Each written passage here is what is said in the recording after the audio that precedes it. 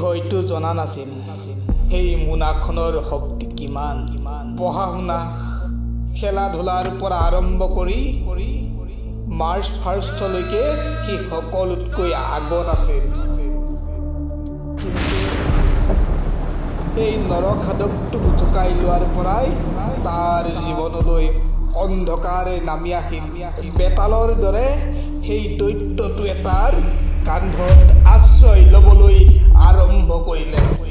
কথাষাৰ সঁচা সংদুখ বৰ বেয়া এইটোৱেই যেন তাৰ জীৱনৰ প্ৰধান দুখ হৈ পৰিল এদিন এই মোনাখনৰ সন্ধানত সি ওলাই গ'ল তেজেৰে লিখা এই কাহিনীটোৰ আচলতে অন্ত ক'ত